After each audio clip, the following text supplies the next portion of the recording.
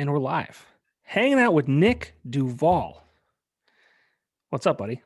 Johnny, how are you? It's been a while since I've seen you. It's great to see you, man. It's been a long time. Probably maybe 3 years. I mean, maybe not that long, but it's been a while. I mean, it's been probably over 10 years since you and I have talked at length. Yeah. So I'm really excited to be doing this. Nick Duvall was once the frontman of a band called Syphilis. They changed the name to Spitcan. And currently he is the owner of Duvall Leatherwork in Yep. Kingston, Pennsylvania. So Nick is very busy, but I wanted to talk to you about a few different things. Absolutely. We'll start with the music. Okay.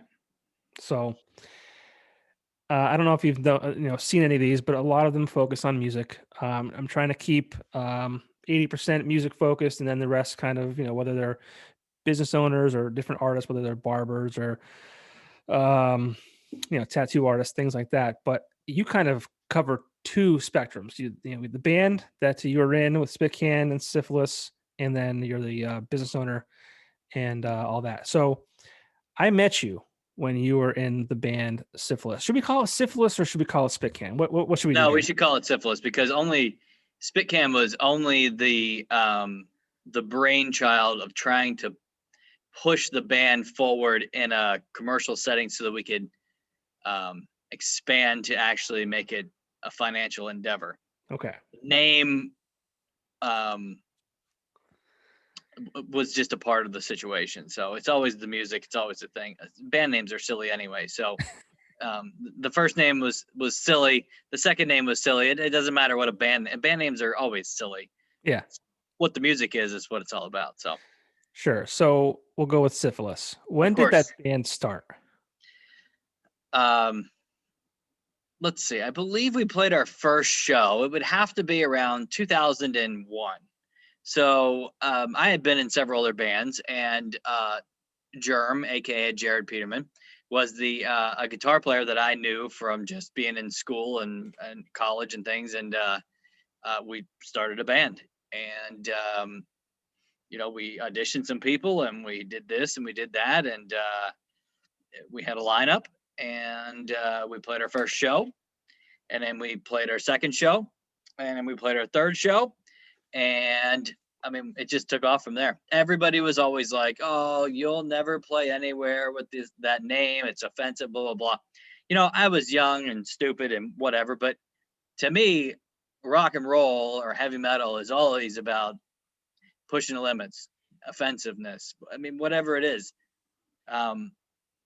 And which is unbelievably lacking in rock and roll music. It doesn't even exist, which may be why no one even gives a shit about rock and roll hardly anymore. It's worth one song, and then you're like, all right, there's 10 more on the album. It's like, I'll just go to the next band and the next band and the next band. So I don't know, maybe that had something to do with it, but that's where the naming and all those things came from. And it was always just about the music, period. Right. Yeah, I mean, you guys had definitely an aggressive style, but like back then in 2001 or so, I mean, that wasn't, uncommon. Correct. Yeah, I mean, aggressive music was always something that was, there was no lack of it. It just seemed like there was just band after band and tour after tour and festival after festival, and it was the it was the in thing, and it's just not so much now. And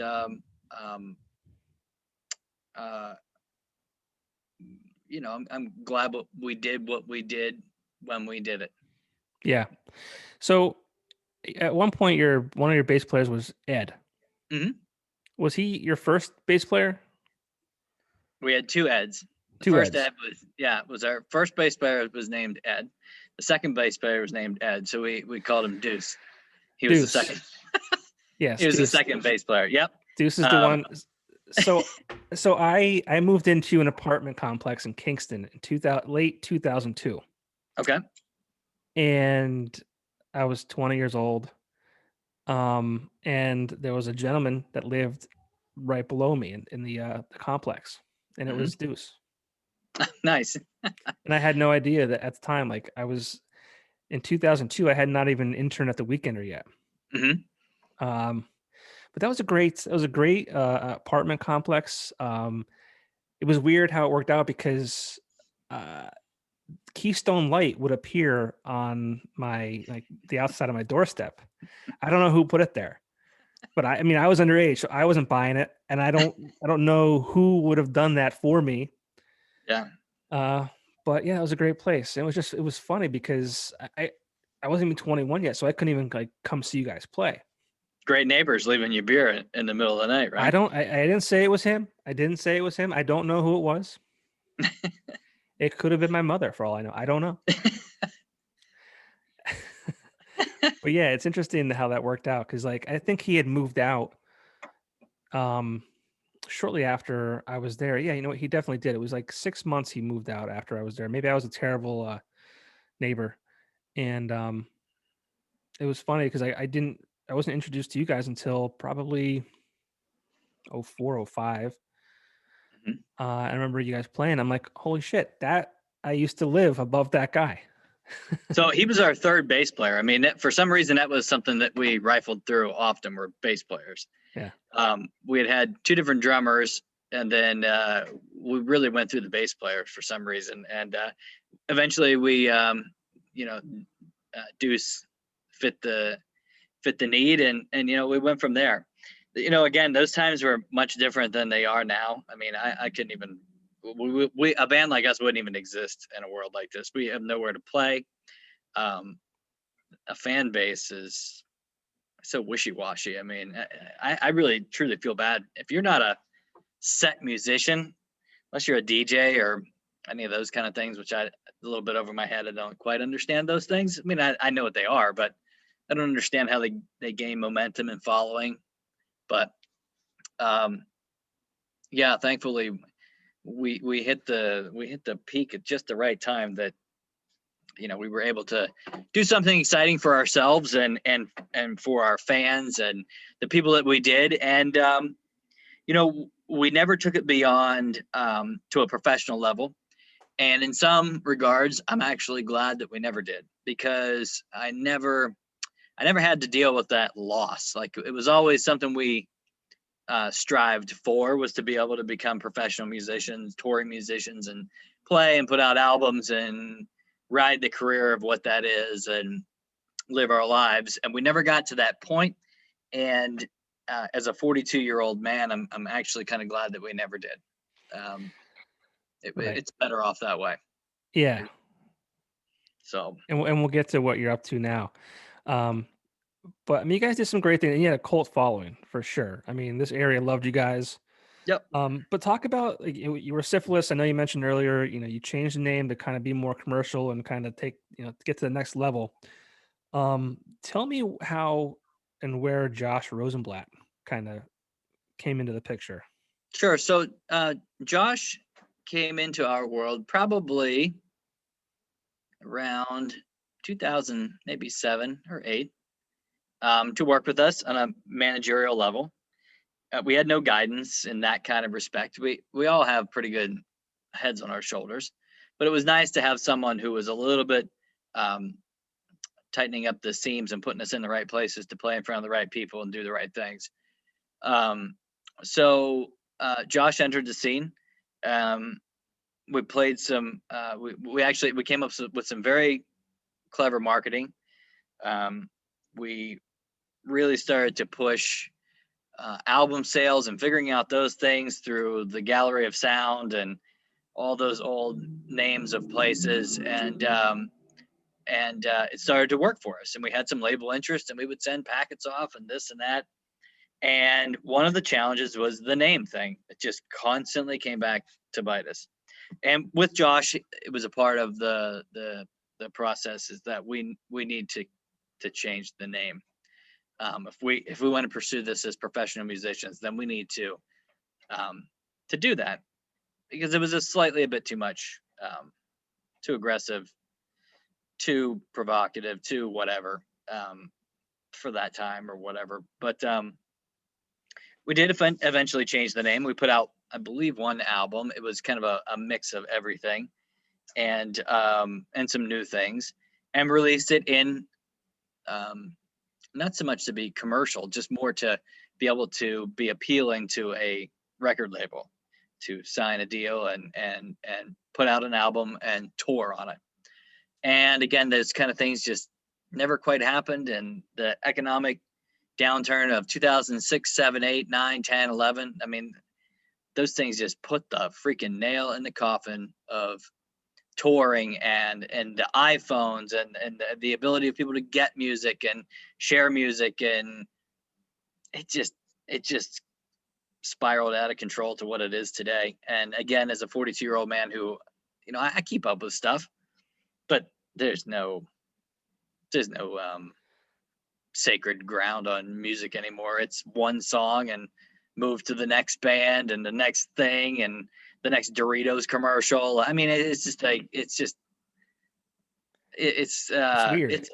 It's just an art form that's just, television, movie. I mean, even that stuff, it's hit its, everything's fake, everything's CGI, everything's just, there's very few things in creative art that are actually like real tangible things. Music used to be something like that. I'm sure there is. There's still some pretty cool bands out there that play, and there's still some people that are genuine to what they do. I still hear stuff that comes out that's really, really awesome. But then you got coronavirus, and it's like, well, how do you tour, make money, where you can't even you can't even sit at a bar to eat pizza? Like, you can't do anything. And how are you gonna commingle 10,000 people in a place to play a show?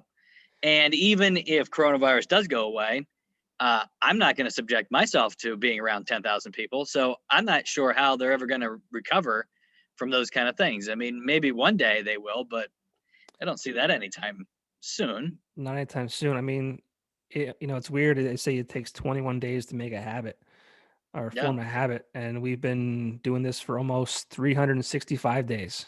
And, people,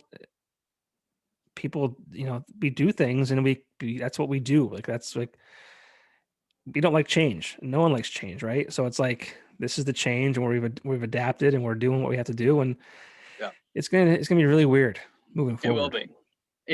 Music is a very social thing too. It's enjoyed by a group of people. It can be enjoyed at home. It can be enjoyed by yourself, but a live concert venue, I mean, that is about the commingling of people in a place that enjoy and want to be a part of something.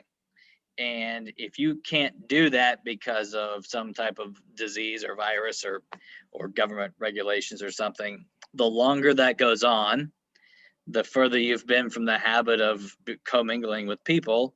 And when you are able to do it, you're like, I don't need to do that anymore. I can just watch it on YouTube. You know? And that could be something that's very realistic that a lot of touring musicians have to deal with. Yeah, I mean, I don't even see things, getting back to, half normal this year. I mean, it's going to be, I think people are still scared, even with the vaccine. I mean, I don't know where you stand with that or how you feel or whatever. It's not really important, but I mean, even people that have the vaccine, it's still like, that's like a safety net, and it's still like they're still going to refrain from doing things, I think. Absolutely. So, and music is one of those things that's just front and center. I mean, again, you couldn't label one other thing that draws that, maybe a sporting event that draws that many people together. Yeah. For an event. One thing, we're talking about venues. If it weren't for you guys, I probably would never have been able to be in CBGB's in New York City. Yes. So I think it doesn't exist anymore, I don't believe, right? Right, exactly. So that's what I'm saying. So I think it was 2006. I think it's 2006. I want to say 2006. Could be, yeah. It had either 2006 or early 2007, like spring of 07. I think it was 06 though. But we ran a bus trip with the Weekender. Yep. I know Josh Rosenblatt was involved with that too. Yep. We did a fan bus trip two CBGBs with Syphilis, which was a shit show. Not your show wasn't shit, just the bus ride there with the booze and the hanging out. And I actually ran into Elijah Wood. I ran into Elijah Wood at, I don't know if it was like a bar or what it was. And to this day, I still bust Tom Bonomo.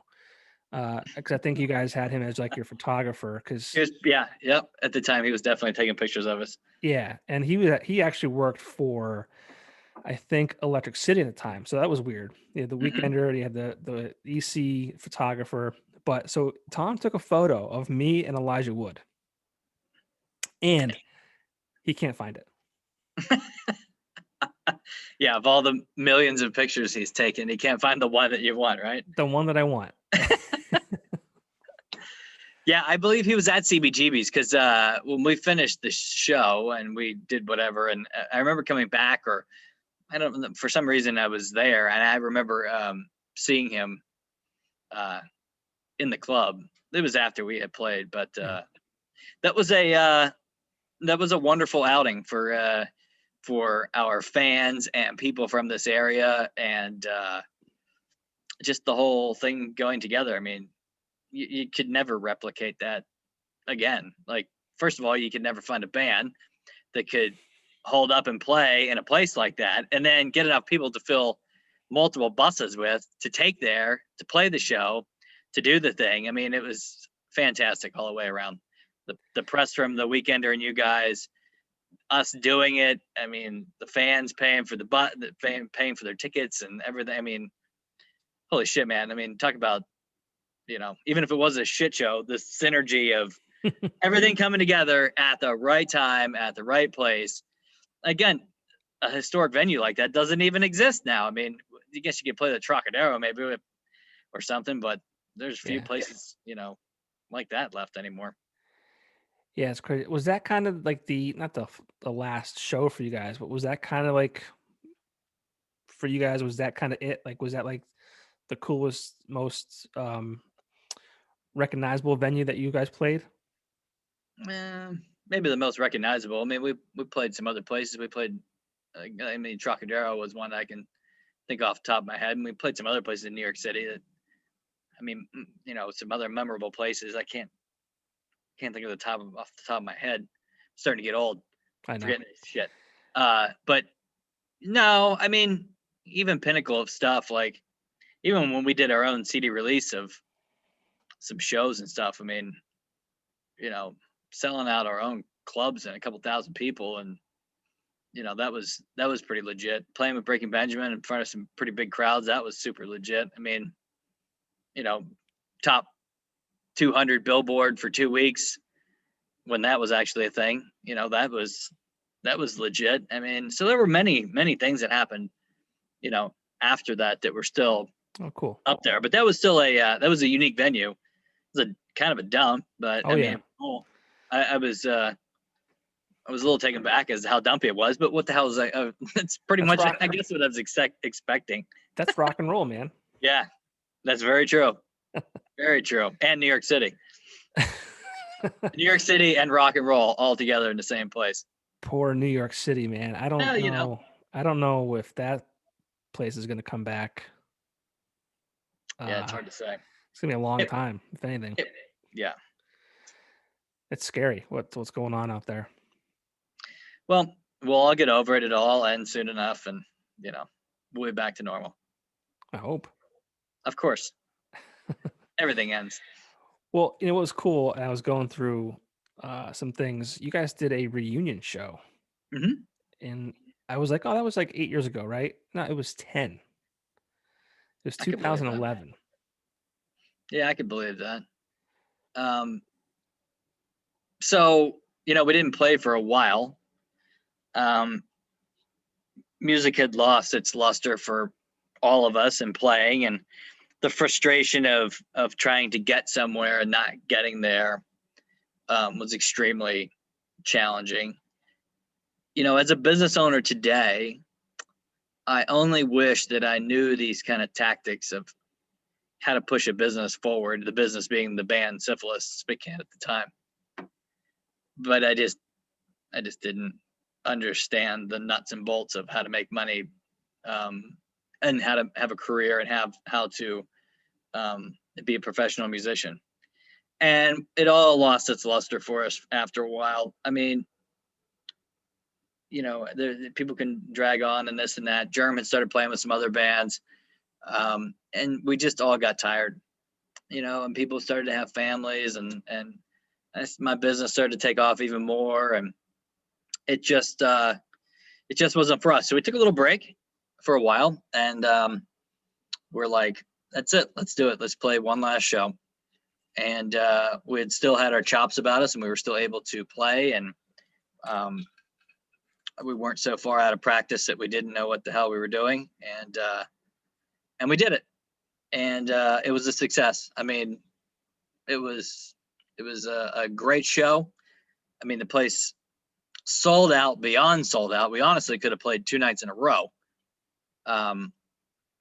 which I don't think any local band, I mean, maybe Breaking Benjamin could do something like that, but I mean, to have the possibility of playing 2 nights in a row sold out in the same club would be unheard of. But we did it, man, and it was awesome, and the fans enjoyed it. And when we quit, we were done, and that was it. And we were approached about playing a show a couple years ago, and to open up for another very well-known local band, and we didn't have our chops about us. We had been so far out of the scene that we would have had to. The effort it would have taken for us to get back on stage was not worth the dollars and cents and the just of playing the show. Right. When you get in, just like yourself with your life and your job and your family and your things, it's like when you have to disrupt that, there has to be some type of compensation. There has to be something that's going to be like, okay, I'm going to take time away from my children or my business or whatever it is to make that worth my time. And it just didn't work out. And honestly, I'm glad it didn't. So it's best to, when you hang your hat up, it's done, Yeah, you went out with a bang, so that's good. Yeah. I was and that's there. the way it should be. That is the way it should be. You should go out with a bang and then just be done with it. So many touring acts go out with a bang, and then for some reason, probably because they're poverty stricken, they have to come back and do it again. And it's like, oh, come on, guys, and then they suck or they make asses of themselves, and it's like, but it didn't pan out for us. So I'm glad for that. You mentioned that, had you known then what you know now as far as a business goes, what do you think you would have done differently? A lot. If you're going to become a professional at anything, it's I don't care how many people think that. I on the other hand, even into my business, like I have made the dream of making your hobby into a business, into a scalable business, a reality. And same with music too. Like you could be a purist and think that all bands, they just play great music, so great things happen to them. That is simply just not true. There's a lot of business tactics that have to go into it: marketing, thought process, borrowing of money, paying to get on tours, having the right producers work on your albums, having the right managerial people, the right entertainment lawyer. I mean, there's so many details that are missed because you're not a business person. You're just a musician and you're young, and your sex drive is more important sometimes than your financial drive, or vice versa. And there's just things that you really miss out on that come later in life. Most touring musicians, most professional artists, they might put out their best albums the first one or two, but they never really develop as professional touring bands until slightly bit later in life. Drug use, alcohol abuse, those things run rampant because they're young, dumb kids that never have any guidance. And that doesn't happen until they become slightly older, which is similar to business. So you say that, right? And I appreciate that. Because the older you get, the wiser you get, there's more experience. But I think musicians today, they are more polished in the sense that they treat their bands as more of a business, which is great. You just said that, like, those are the things you got to do. But also, I feel like they miss out on those reckless years too, Of course. which are fun and they're Yep. exciting. And you have stories that, when you're 80 years old, you can tell your grandkids or whatever it might be. Like you have those. So I mean, like, I feel like there's not like a middle ground there. It's like it's hard to achieve that. That's probably like the if you could figure that out, then you're golden. But Well, because they never will, because such is our culture and our society that they grew up riding a bicycle with a helmet, and I have never worn a helmet on a bicycle. So, that was acceptable when I was a child. So my antics when I'm a musician is slightly different than someone today. They have everything at their fingertips. They have every piece of research detail. I mean, all you need to do is Google how to get a record deal, or even understand what an entertainment lawyer is. It's so simple to know everything. And that's why they're so polished, because if you have the buffing compound here, the internet, and if you have some steel wool on the other side being the band, I mean, it's the perfect combo. And it's all about selling product. I mean, they understand that they can easily be on iTunes. They can easily be on Spotify or Pandora.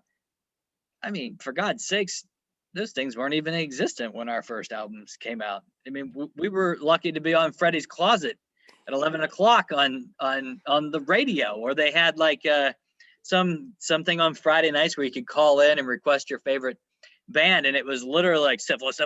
I mean, and it was not the same person. It was like thousands of people voting for the same song. No internet radio.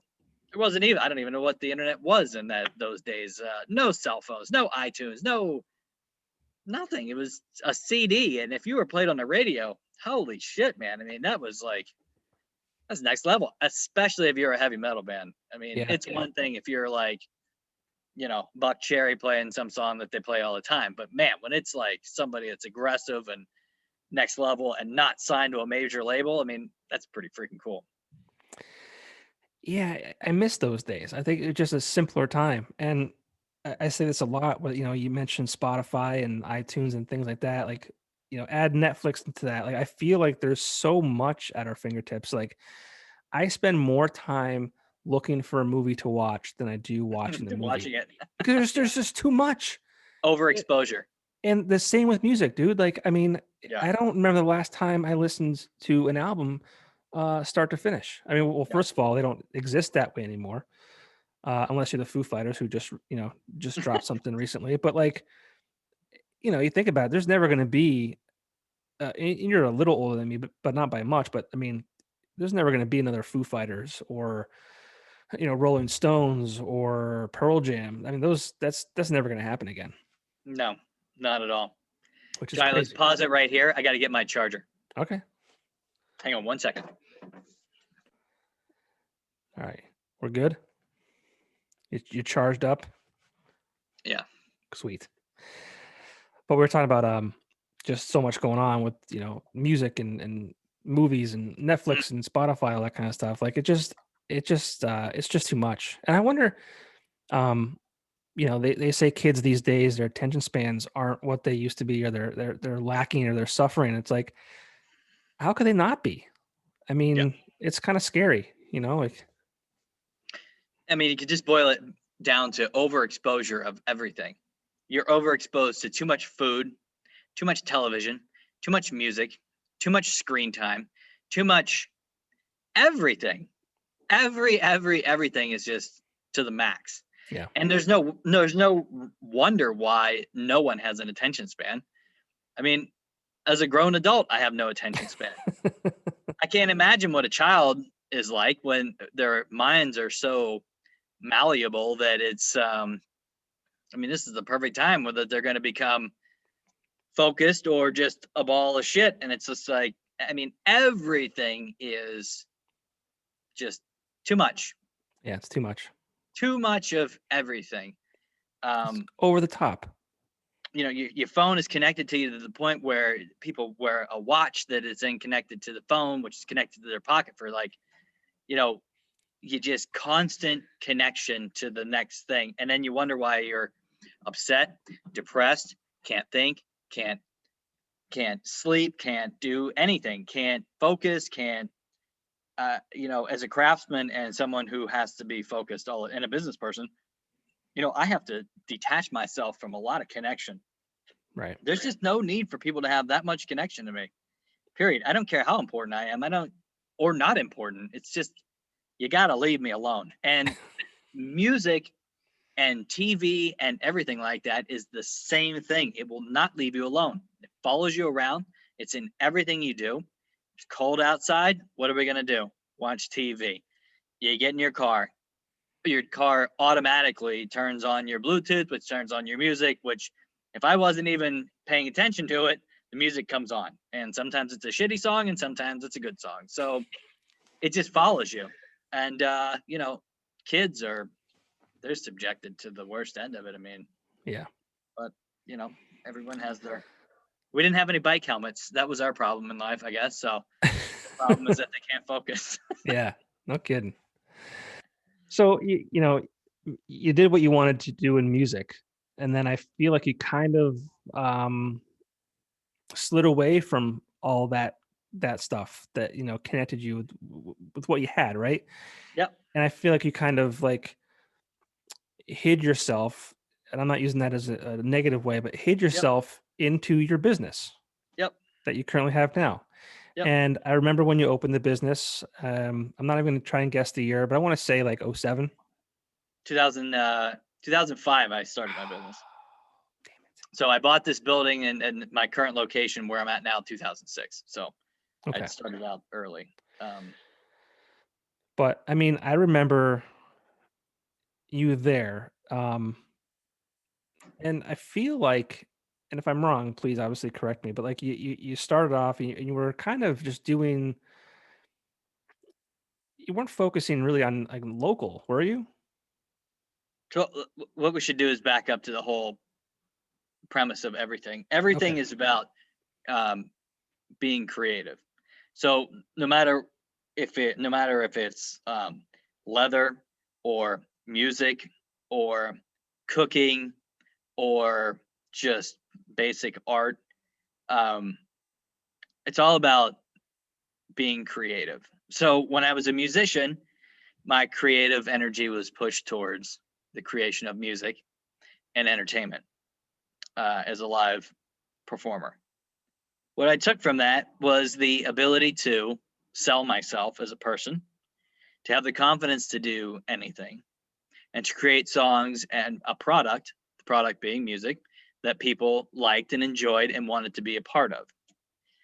My business started because of my need to create. I went to college, I graduated from school, I got a job in the field that I went to school for. I worked at it for a certain amount of time, and it just was not for me. I needed to create again. And I was back to the point where the band was not, we were still playing hard and we were still doing our thing, but I needed more of it. And so I had worked with leather my entire life, and the ability to create a product just like a song, no matter what it was, a historical product or a handbag that I make today, it's still a tangible thing that I created, much like a song. So all I really did was take one thing and just roll it into the next thing. But the next thing was much more hidden than being on stage, you know, firing up a crowd to prepare for, you know, a show. A mosh pit. Exactly. Exactly. Yeah. You know, it's just, I went from that always up front thing to I'm back here now. I'm creating my own thing. And now I'm starting to come out of the shell again. and the brand is starting to take off a little bit more. So the idea is that you know, showing myself as a designer, a craftsman, someone who does it all the time. I mean, there's a lot of times that I don't even touch a piece of leather all day for many days in a row because I'm a business person as well too. So I'm juggling the creative aspect of how do I make my business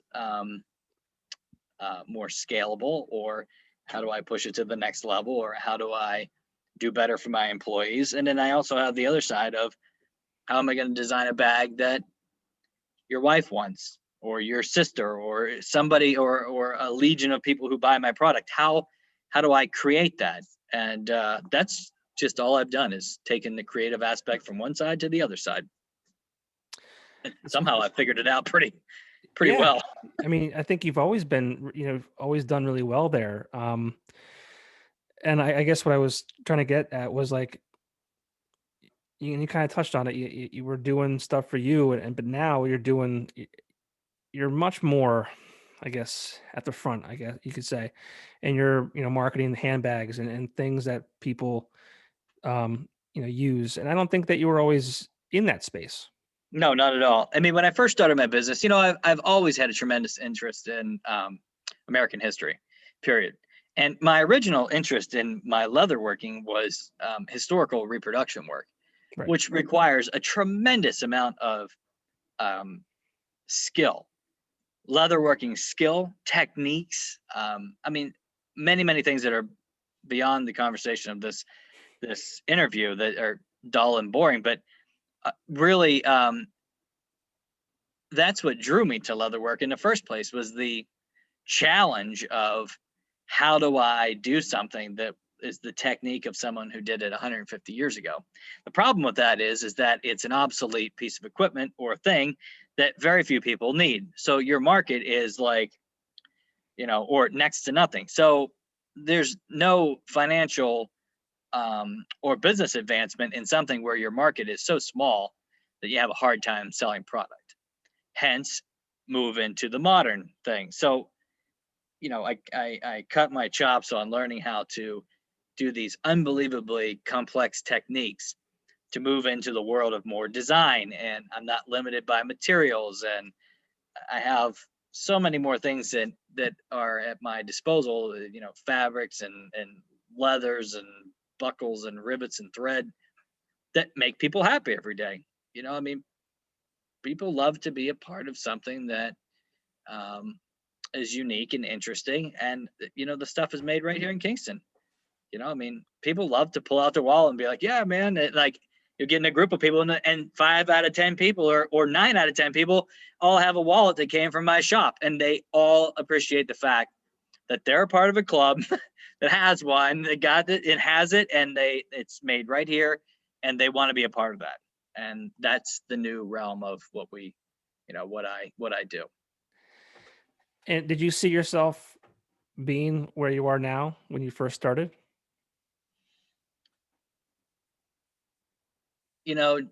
Johnny, I got to tell you, I'm one of those kind of people that if I have a vision of where I'm going to be, I'm going to be there. And that's one of the things that was always a disappointment about music, is that I had a vision of where I was going to be and I never got to be there. And it was a good thing. And it was, it was just meant to be. And that I should love the life that I have because that happened. And so if I see myself now, or if I saw myself 5 or 10 years ago as someone who is starting a brand, has started a brand. I mean, I've been in business for 16 years, doing something that's, it's not like I'm inventing plugins for the back end of a website or something that, or some medical procedure. I mean, we make leather goods and I sell them in Kingston, Pennsylvania every single day. But I had a vision of where I wanted to be. And by God, I put it into place. And I have visions of where I'm going to be for the future and with what our business is and our model and the employees that I have and how many more employees I want to have and what I want to do for the greater good of the Wyoming Valley. And by God, I will make that happen, because when I have a vision, it's just what it's meant to be. Yeah. No, that's great. I mean, I'm so happy that this area has someone like you and your shop. And is it fair to say that, you know, with music, I I think there's so many obstacles. Even if you said like I want to be a musician that's on tour and all that kind of stuff, I Hmm. feel like it's much hard. Like if you're a business owner and you're making leather goods, I feel like it's more feasible that you have more control over what happens every single day, Correct. as opposed to the music industry where there's just so many different obstacles and people trying to in your way or whatever it might be. I feel like where you are now, you have a vision and I don't want to say it's an easier route because it's not. That's the wrong word, but it's something that you can control. Sure. Um, Music, no matter which way you slice it, if you're going to make a profession of it, the end result of music is advertising. So let's break that down. So you hear a song and you like it. You're going to then go to the Rockstar Energy Rock Fest or Oz Fest, or you're going to go to some, I don't even know what festivals, Download Festival or whatever it is, right? And the core focus of that festival is advertising, right? It's radio ads. It is, every freaking energy drink you could ever imagine plastered all over everything. It's Jägermeister. It's this, it's that. When you're a musician, if you're going to be a radio musician, your only job is to sell more ads, period. I don't care which way you slice it. If you really break it down to why the existence of that band, you even heard of them, is because they can sell advertising. Slayer does not sell advertising or very little advertising because they're not an advertising driven band, period. So to get into the world of music, you have to fit into one of those realms. If you cannot sell music, your career will not, or if you cannot sell advertising, your career will not last very long. The only thing you have to fall back on is you create happiness. You create happiness through your music that makes the audience happy that they have it and they appreciate it. Let's fast forward it to what I do now. I make a product that makes a customer instantly happy because it's quality, it's handcrafted by someone that they just met, and it's going to be envious of the people around them. I don't need to sell anything else except for that happiness factor. And music is one of those things that maybe a long time ago it was all about being happy, but at some point it changed direction, and it was about the advertising first, the happiness second, and that's what just separates those key things. And that's why it's so hard to break into the music business. Yeah. Because you have to be able to sell. And if you can't sell, we'll find somebody who can. But you can sell. I mean, you're selling products now. Yeah, of course. Now I sell happiness. Yeah. Period. I mean, in the music industry. If you can't sell product by writing the right song or the right amount of albums to make their money back, we will find the next person who can. And the highway is loaded with stories of bands who fell by the wayside, probably even us at some point, But that's a good thing, right? Yeah, of course. So, I don't know if you've ever thought about music in that kind of pattern or not. Yes and no. I mean, music makes me happy. So, I mean, I consume it in that way. Like for me, I mean, I don't like the mainstream stuff and so like I mean, it's different for me, but I mean, I absolutely understand what you're saying. It's the Jonas Brothers of the world and Miley Cyrus and I mean, you name it. I mean, I could be anybody. Turn on the radio, the top 40 station, you're going to hear what you're talking about. So. Even if it's not the radio, you're still getting bombarded by Bud Light ads when you go to see Lamb of God or the heaviest, Cannibal Corpse. It doesn't matter what it is. You're still being bombarded by the advertising that put those bands on that stage that day that you saw. And again, it just goes back to advertising and the key difference between creating a product like I do now compared to the music world. Do you hate advertising? No, not at all. I'm just it's I just know. a I know. I'm just kidding. no, because I mean advertising is it's It's a how- fundamental fact of discovering what things are. I mean, yeah. who would know what dilly dilly is if it weren't for advertising? Or there's so many different things out there, but it is a crucial part of the culture that we live in, for sure. Yeah. So what's in store for Duvall next? I mean, I feel like you really started marketing um, on a local level. Mhm. I mean, you're talking about these handbags and purses and wallets and things like that. And I mean, is that kind of your focus? Kind of being more retail driven? Um, a little bit of everything, a little bit more manufacturing. Um, I hope to be one of those companies that's extremely innovative and is a good employer, a good place that people want to work. That's very important to me, and expand on that. And so, by expanding on that, that means that my brand can expand because I have the manufacturing capabilities to make more product, different product, and you know, go from there. I mean, we sell a tremendous amount of things online too. I mean, we ship product all over the country, and then uh, you know, our other manufacturing endeavors too are a big part of what we do. Besides the Duvall Leatherwork brand and our bags and things, but I always want to be that the next thing that's just a little bit unique. It's something that you just can't go buy everywhere, and is instantly recognizable to people who want something that's nice and quality and makes them happy. Yeah, and I'm really happy you touched on just being an employer that people want to work for, because I think that's lost in a lot of businesses these days. 100%. So Those are things I would not be able to do as a musician.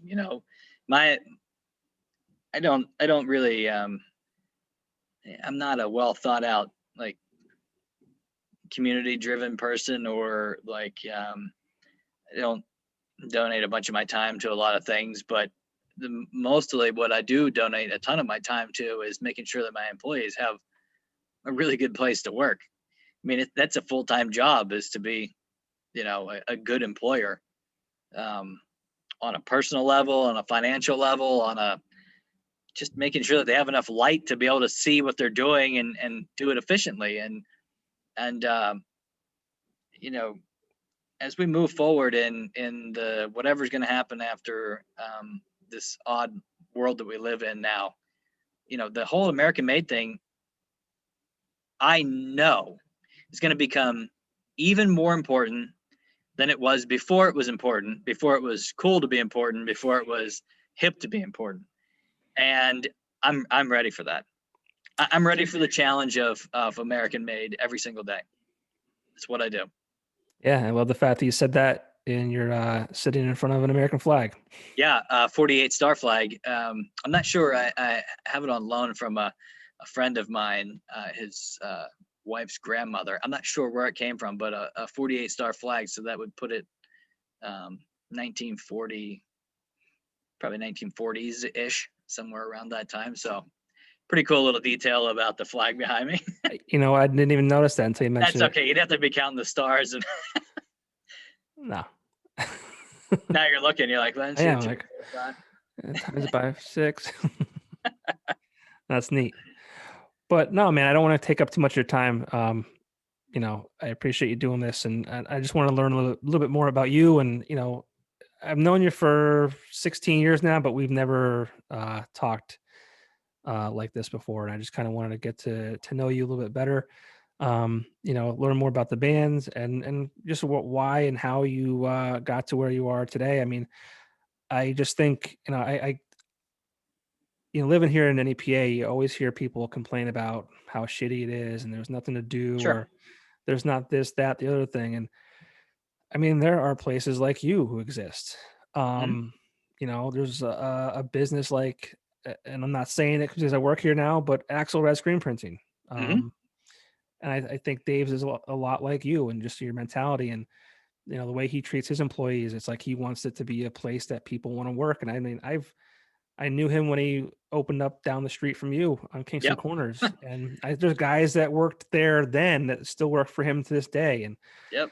I'm trying to think of some other places that are just slipping my mind right now as far as, local owned businesses that just, treat their employees right and they want to see this area, do well. And I mean, why wouldn't they? Why shouldn't we, as people who live here, want this area to succeed? Yeah. Of course. I mean, you can get into the politics of it. You can get into a million things, but the bottom line is that people got to have good jobs. They got to have good something that they're proud to do. They got to be motivated.